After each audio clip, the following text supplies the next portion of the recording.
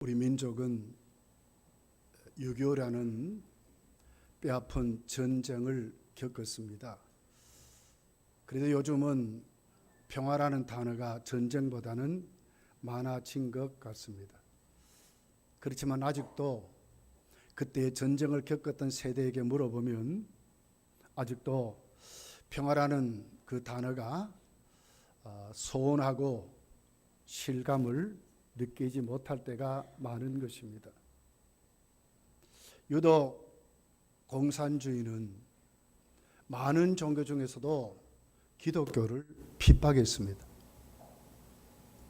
같은 피의 색깔을 가지고 있지만 이상하게도 기독교만은 알게 되면 반드시 죽였고 거기에 못지않는 고통을 주고 그랬습니다. 그럼에도 불구하고 오늘 한국교회는 이렇게 성장했고 세계교회 앞에 유일하게 정말 보조를 받던 나라가 도와주는 나라로, 복음을 받던 교회가 복음을 주는 교회로 성장하게 된 것을 보게 됩니다.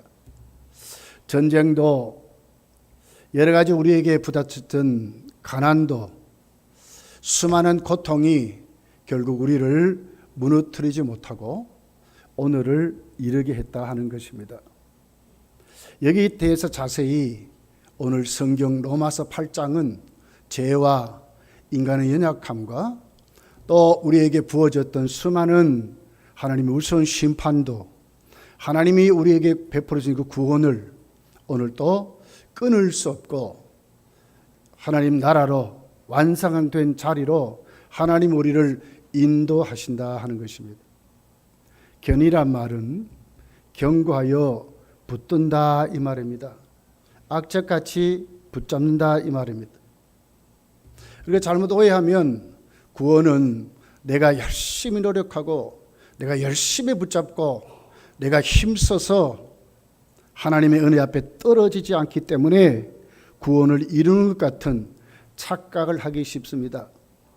그러나 오늘 견인이라는 단어는 그런 뜻이 아닙니다. 하나님이 끝까지 우리를 붙잡아서 은혜의 자리로 살게 하시고 끝까지 완성된 자리로 성도의 삶으로 그리고는 천국까지 반드시 인도하신다. 구원은 취소되지 않고 구원은 온전하고 완전히 하나님이 가게 하신다 하는 것이 성도의 견인이라는 단어입니다.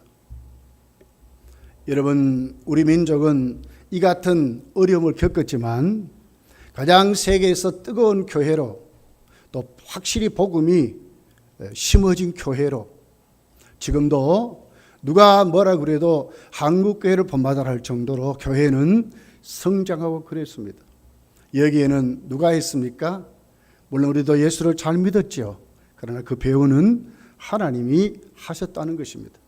하나님 우리에게 은혜를 주셨고 깨닫게 하고 여러분 많은 분들이 신앙생활 하면서 당하는 어려움들이 있습니다.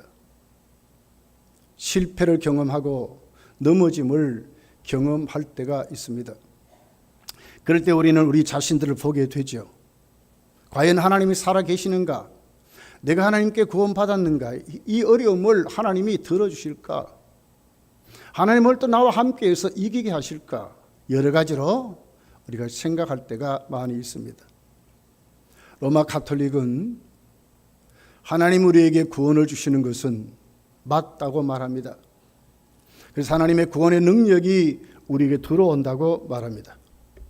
그렇지만 우리가 살다가 보면 죄를 안 지을 수가 없지요.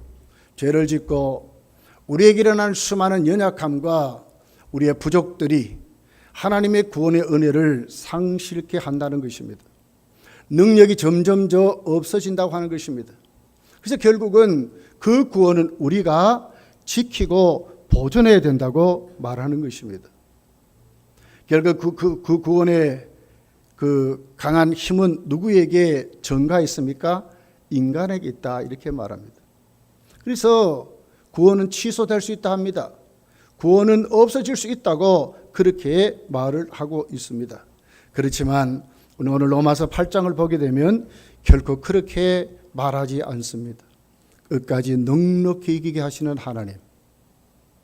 그 하나님 오늘 1절에 보면 기독교의 유일한 정말 힘있는 복음을 선포하는 그런 모습으로 오늘 또 말씀을 하고 있는 것입니다.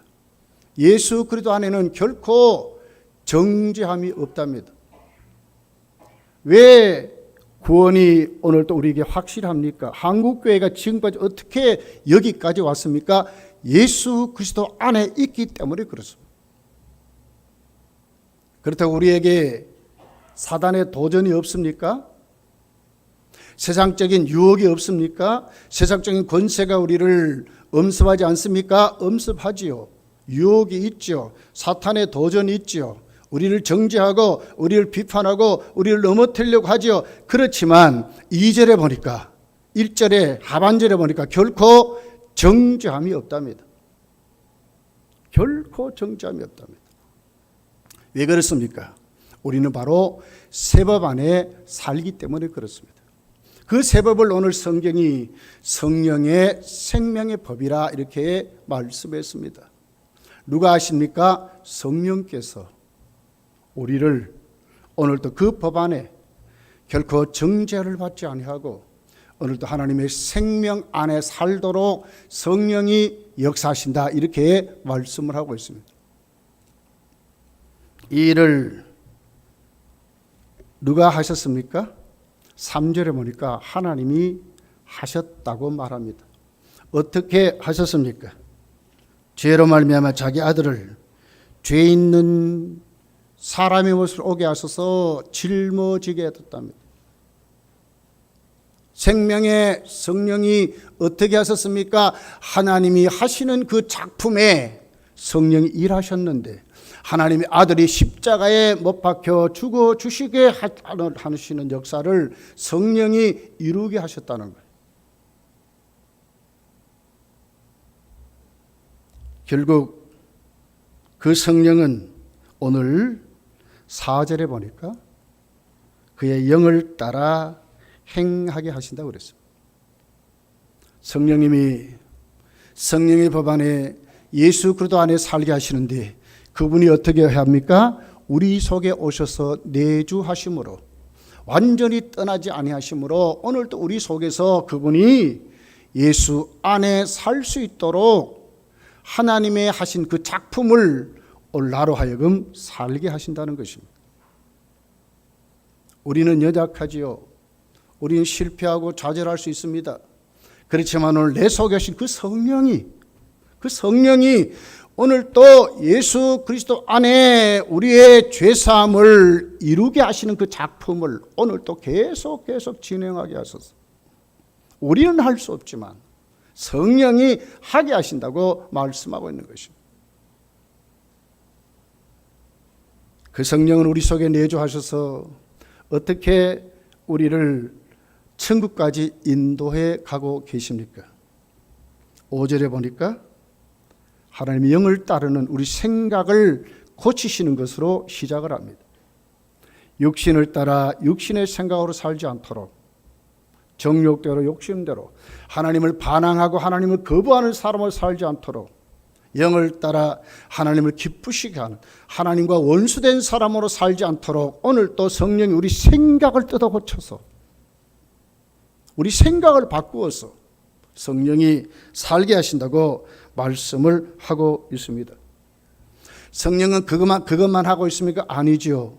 이제 하나님과 우리는 관계가 회복됐어요. 이것을 칭의라고 말합니다. 10절에 보니까 또 그리스도께서 너희 안에 계시면 몸은 죽은 죄로 말미암아 죽은 것이나 영은 의로 말미암아 살아났다. 칭의를 말합니다. 칭의된 사람으로 살아나서 살게 하신다는 거예요.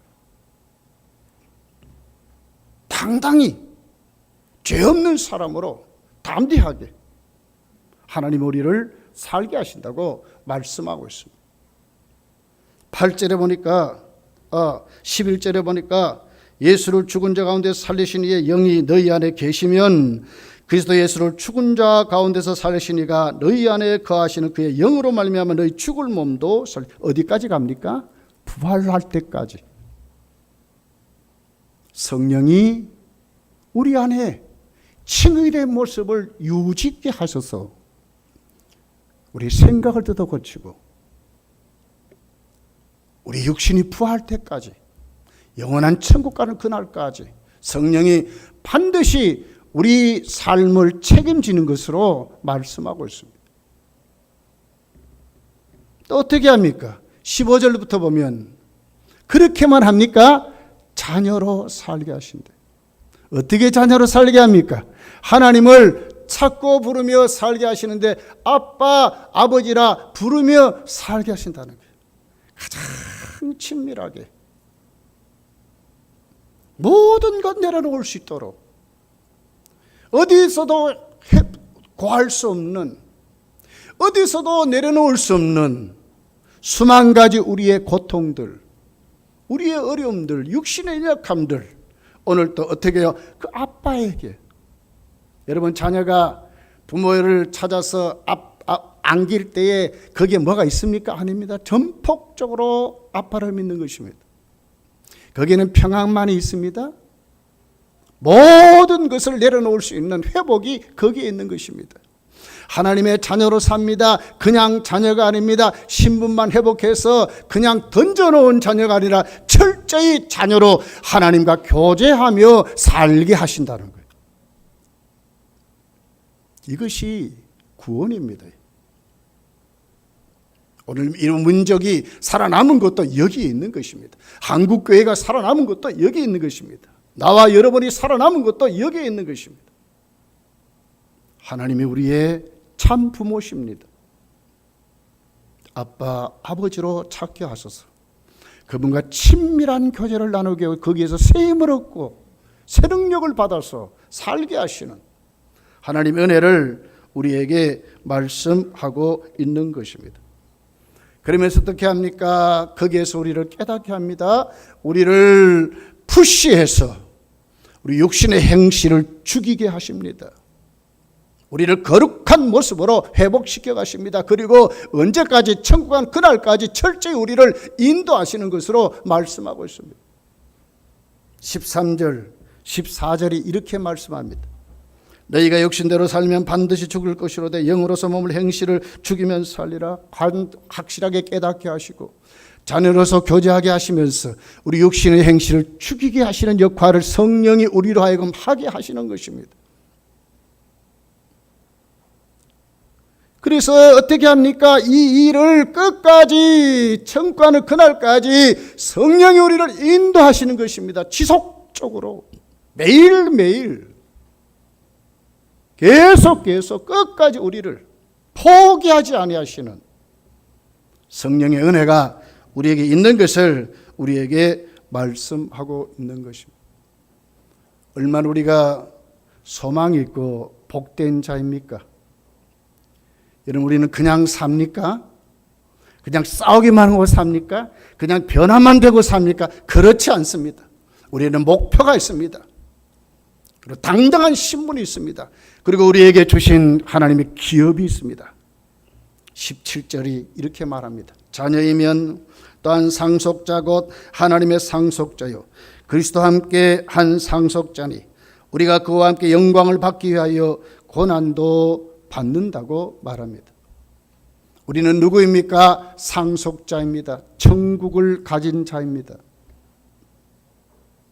목표가 또렷합니다. 예. 여러분 그냥 한번 무료하게 한번 살아보십시오. 아무것도 나는 편하다. 수도 없이 나는 이렇게 이제 몇십 년 아니라 나는 몇 대가 먹을 수 있는 물질을 모았다. 근데 아무것도 하는 일이 없이 한번 살아보십시오. 네. 얼마나 그 인생이 지루하고 얼마나 그 인생이 무료하겠습니까? 그런데 우리에게는 상속자라는 목표가 있습니다. 하나님의 자녀의 기업을 주었습니다. 이것만입니까? 천국이 있습니다. 천국이란 목표점이 있는 것입니다. 한국교회는 여기에 소망이 있는 것입니다.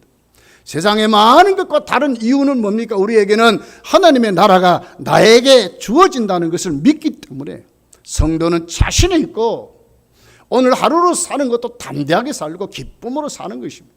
왜요? 내 인생 끝나면 진짜 천국 가기 때문에 그렇습니다.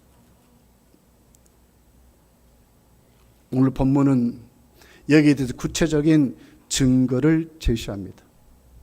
영광이 있습니다. 그러나 17절은 고난도 받는답니다.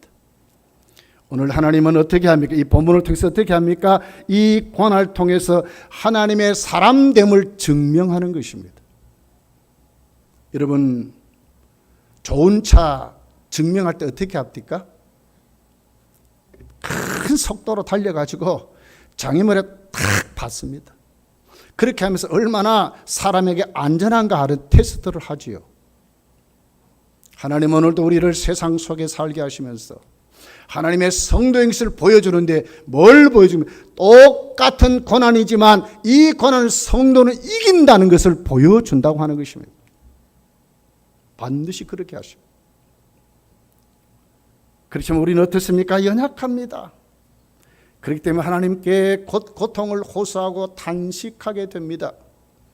이 탄식 속에 어떻게 합니까? 이제는 구체적으로 돕는 분이 있습니다. 누가 돕습니까? 성령이 우리의 연약함을 도우신다고 말했습니다. 돕는 것만 있습니까? 성령이 우리를 위해서 기도하고 계신다고 하는 것이 오늘 본문의 내용입니다.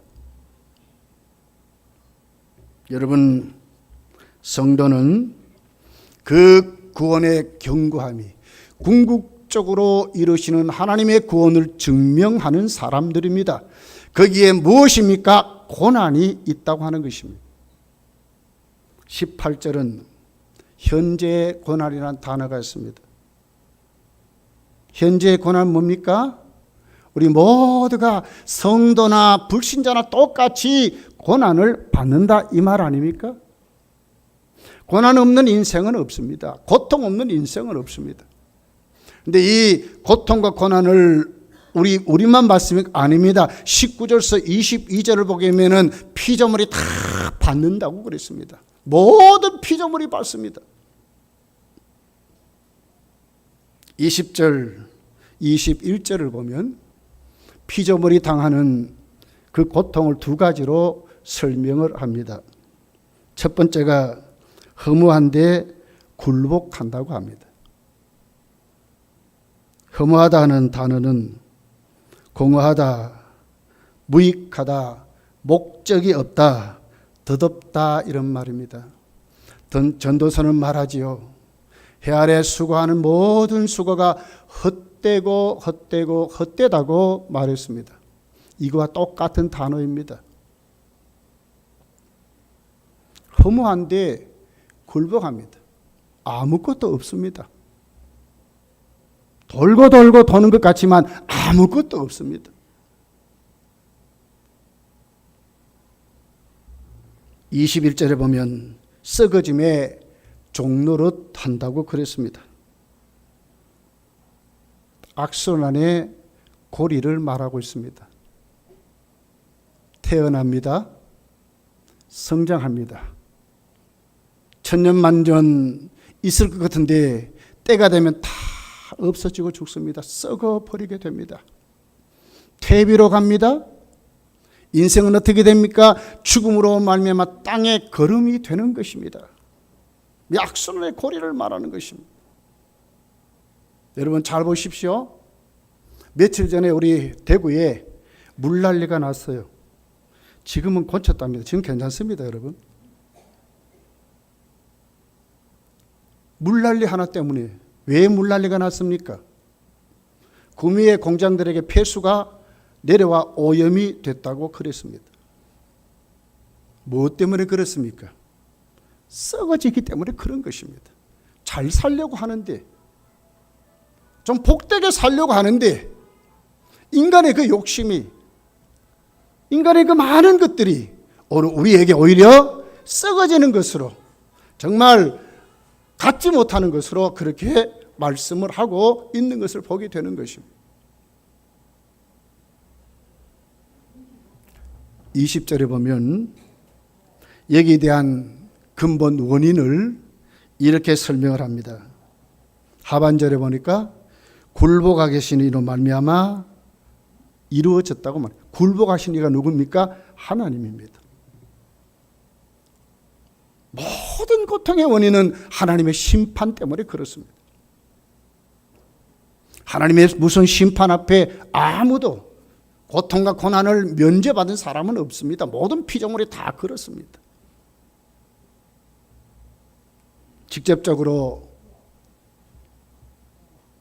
우리 육체의 연약함으로 고통이 찾아왔습니다. 여인들에게는 해산의 고통이 왔습니다. 우리에게는 병들고 늙고 죽는 생로병사의 고통이 왔습니다. 어저께 우리 고 배영호 장로님 장례식을 다 치렀습니다. 지금도 눈에 선합니다. 그런데도 이젠 하나님 불러가서 다시는 볼 수 없습니다. 이것이 우리 인생인 것입니다. 여인들은 남편을 그리워하고 그 좋은 자녀를 얻는데 고통이 된다고 하는 것입니다. 그렇게 이쁘게 태어나서 그렇게 축하받지만 시절이 지나가면 늙습니다. 병듭니다. 그리고 죽는 것입니다. 무엇 때문에 그렇습니까? 하나님의 심판 때문에 그렇다고 오늘 성경이 정확하게 인생을 진단하고 있다고 하는 것입니다. 정신적으로, 정서적으로 염려가 있습니다. 불안이 있습니다. 두려움이 우리 모두에게 있습니다. 여러분 자신 있는 인생이 있습니까? 왜 여러분 아침에 일어나 운동합니까? 건강에 자신이 없기 때문에 그런 거 아닙니까? 왜 열심히 노력해서 돈을 모으려고 합니까? 내일이 불안하기 때문에 그런 것입니다. 우리 인생이 그런 존재인 것입니다.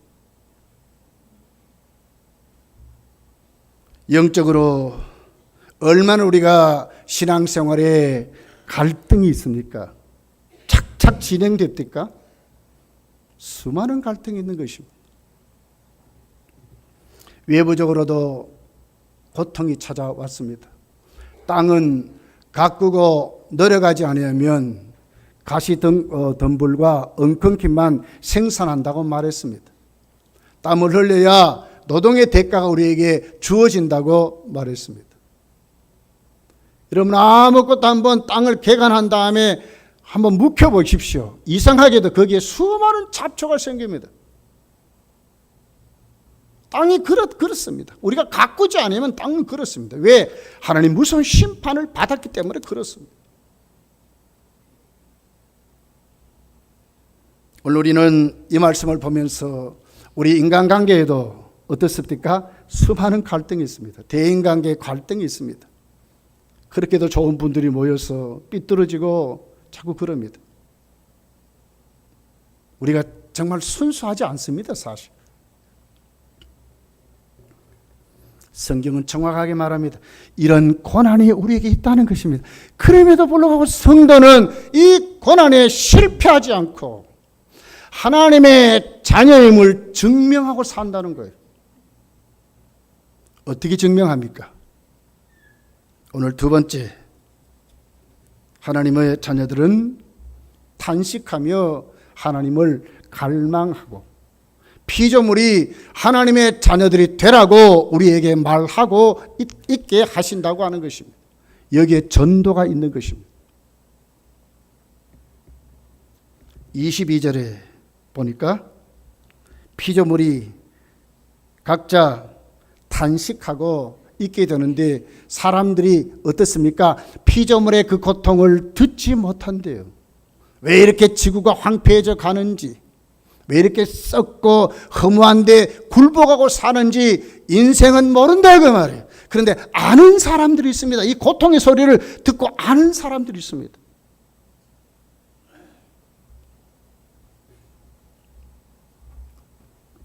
(22절에) 오늘 확실하게 우리에게 이렇게 말하죠. 고통을 겪고 있는 것을 우리가 아느니라.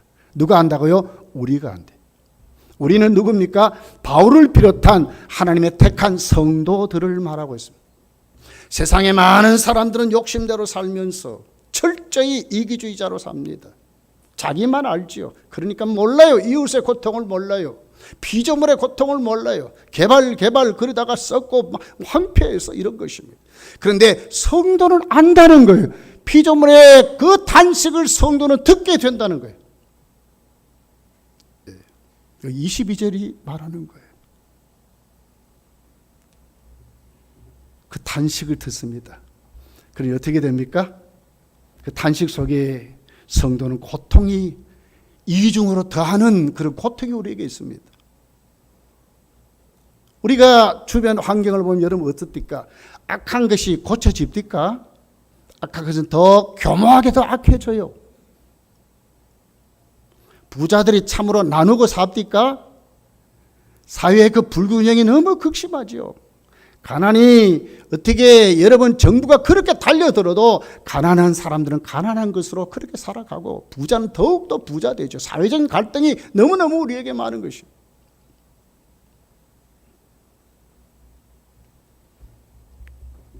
아무리 가꾸어도 세상은 하나님이 창조한 세계로 돌아오지 않습니다.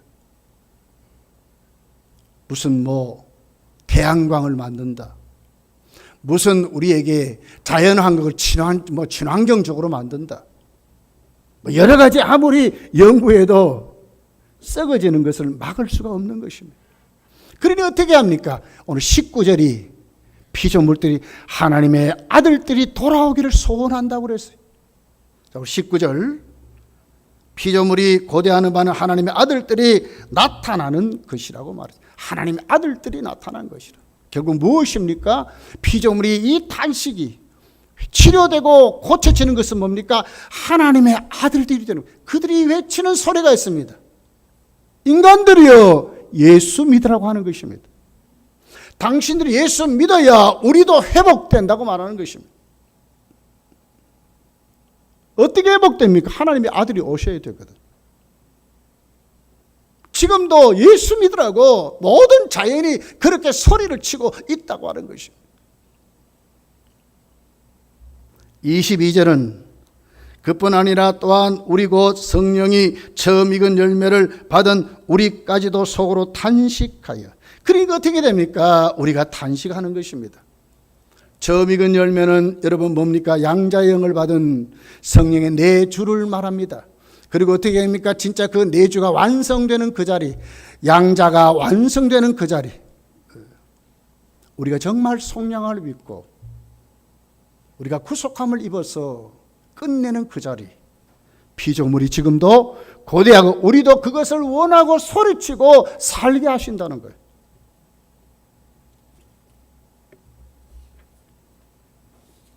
여러분, 오늘 우리는 이 말씀을 우리 가슴에 담으면서 우리의 연약함을 볼 수 있어야 합니다. 왜 우리가 하나님을 갈망해야 될까요?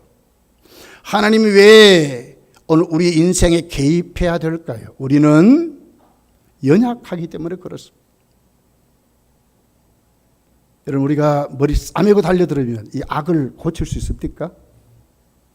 이 사회적인 갈등을 고칠 수 있습니까? 자연을 걸음을 많이 주고 어떻게 해서 이 자연이 정말 하나님이 원하시는 창조의 세계로 갈 수 있게 되겠습니까?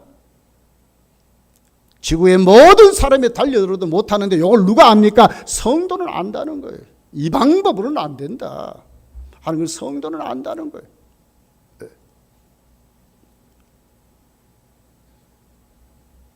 그러니까 하나님께 탄식하는데 하나님을, 내 연약함을 하나님께 내려놓고 내 부족함을 하나님께 내려놓고 국가가 달려도 안 되는 이 모든 방법을 하나님께 내려놓고 성도는 탄식하는 것입니다. 소리치는 것입니다.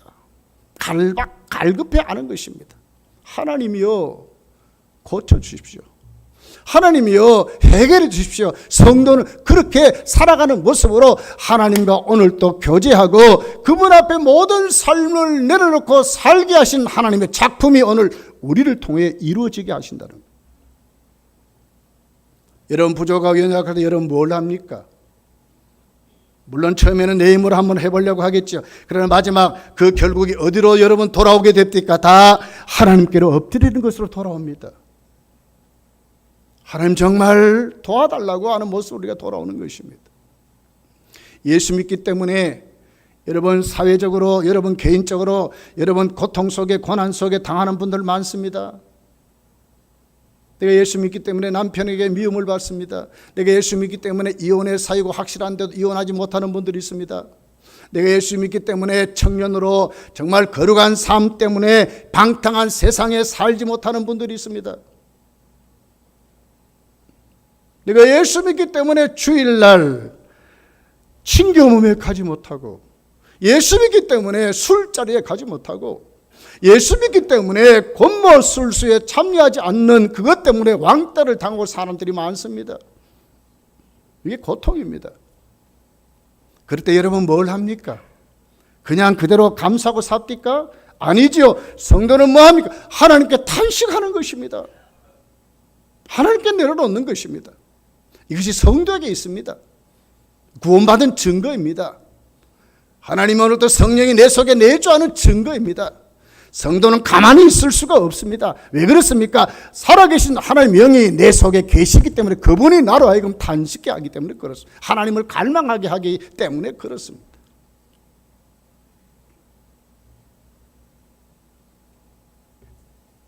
(23절에) 이렇게 기록을 합니다.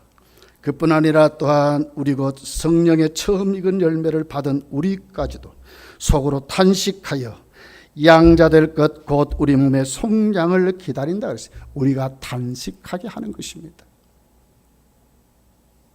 성도의 탄식은 여러분 절망이 아닙니다.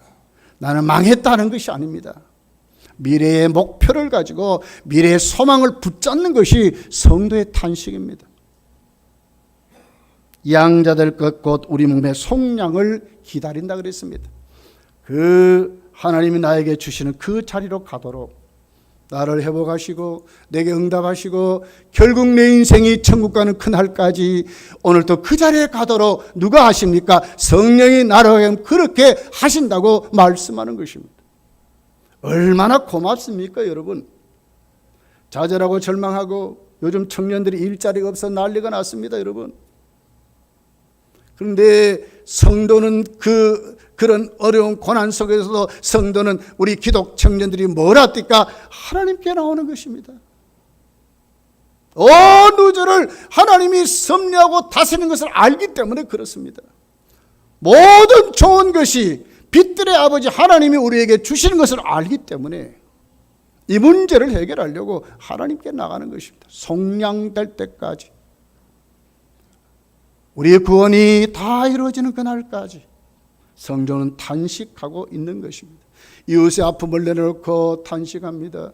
남편의 문제를 놓고 탄식합니다. 자녀의 문제를 내려놓고 탄식합니다. 우리 어려운 모든 인간의 모든 삶을 내놓고 하나님께 탄식합니다. 왜 그렇습니까? 하나님이 우리를 구속하셔서 이루시는 것을 알기 때문에 그렇습니다. 이것이 성도의 모습들입니다. 결코 여러분 고난에 넘어지고 쓰러질 때는 있지만 불신자같이 망하지 아니하고 오히려 그 고난을 하나님의 자녀됨을 증명하는 기회로 성도는 일어서게 된다고 하는 것입니다. 성령이 어떻게 일어서게 하실까요? 오늘 26절에 이렇게 기록을 합니다.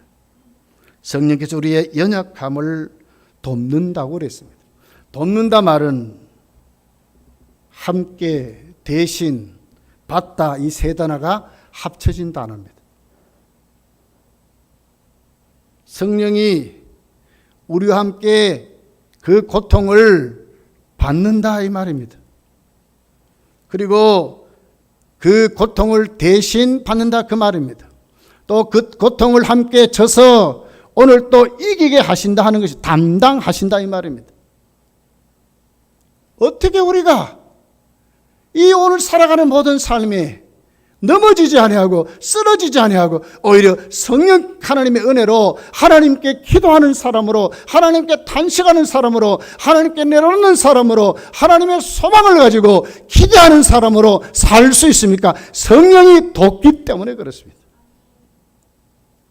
내 열심이 아닙니다.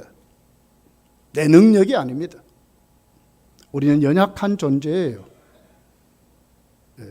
펄펄 뛰던 사람도요, 조그만 병 하나 찾아오면 금방 쓰러져 버려요. 영적으로 충만한 자도 기도하지 않으면요, 영적 침체가 와요. 우리 다 그런 사람들입니다. 그럼에도 불구하고 오늘도 우리가 그 천국 가는 길에 탈락되지 아니하고 세상 사람같이 좌절하지 아니하고 절망하진 이유는 성령이 내 속에서 내 연약함을 돕고 계시기 때문에 그렇습니다. 성령이 도우십니다. 어디에 우리가 눈을 뜨고 살아야 될까요? 어디에 우리가 세밀하게 길을 열고 살아야 될까요? 성령이 도우신다니까요. 내 속에 오셔서 결코 떠나지 않고 나를 도우시는데 대신 짊어지시고 대신 탄식하시고 대신 함께 하시는 그 역사를 계속 천국하는 그날까지 이루어 가신다고 하는 것입니다. 이것만입니까? 26절, 27절, 하반절 27절에 보니까 뭡니까? 성령이 우리 연약함을 아셔서 마땅히 기도할 줄 모르는 우리들에게 어떻게 합니까? 빌고 성령이 우리로 하여금 하나님의 뜻대로 성령이 대신 기도하신다고 말씀합니다. 나는 그렇게 기도하고 싶은데 때론 기도가 잘 안 돼요. 그럴 때도 내가 오늘 또 여기에 세워진 능력이 뭡니까? 성령이 내 대신 기도하고 계시는 것입니다. 성령님이 누구십니까, 여러분? 우주를 창조하신 하나님입니다. 성령님 누구십니까? 오늘 27절에 보니까 하나님의 깊으신 그 뜻을 아시는 분이라고 그랬어요. 여러분, 우리가 하나님의 뜻 여러분 완벽하게 잘 압니까? 근데 성령은 안 그렇다는 거예요. 내가 오늘 또 여기 하나님 뜻대로 살 수 있는 그 능력이 어디서 오는? 성령이 나를 위해서 기도하고 계시기 때문에 그런다는 거예요. 여기 우리가 눈을 떠야 됩니다. 여기 우리가 소망을 가져야 됩니다. 여러분의 신앙 경륜이 여러분을 붙잡고 가는 게 아닙니다. 여러분의 착한 성품이 여러분을 오늘 또 붙잡고 가는 게 아닙니다. 우리 민족이, 우리나라가 유교에서 한국 교회가 오늘 또 여기에 세워져서 우리 주님 오시는 그날까지 오늘 또 가게 하시는 그 능력이 우리에게 있는 것이 아니라 성령이 오늘 또 우리와 함께 하기 때문에 성령의 새 생명의 법에 예수 안에 우리 생각을 뜯어 고치고 우리의 행실을 뜯어 고치고 거룩한 목표를 정해서 그 영광된 자리로 가게 하시는 고난이 있습니다. 고난을 통해서 오히려 그 고난을 당당하게 증명하게 하시는 고난은 와라 그 말이에요. 성도는 이긴다 그 말이에요. 뭘로 얘기합니까? 온 세상이 예수 믿으라고 말하게 하시면서 기대하게 하시면서 성도도 하나님께 탄식하게 만들고 부족하게 연약하게 성령이 끊임없이 우리를 도우시고 그리고는 그 성령이 우리를 위해서 지금도 기도하고 계신다고 하는 것입니다. 여러분 여기에 소망의 눈을 떠야 합니다. 특별히 우리 연세 많은 우리 어르신들, 우리 다 얼마 안 있으면 인생길 놓아야 됩니다. 오늘 여러분 진짜 잘 오셨어요. 뭐 때문에 잘 오셨습니까? 하나님 말씀 듣고 성령이 오늘 내 속에 계심을 믿게 되기 때문에 그렇습니다. 여기 여러분 한 주간도 꼭 붙잡고 하나님 은혜 속에 승리하고 살아가시기를 예수 축복합니다.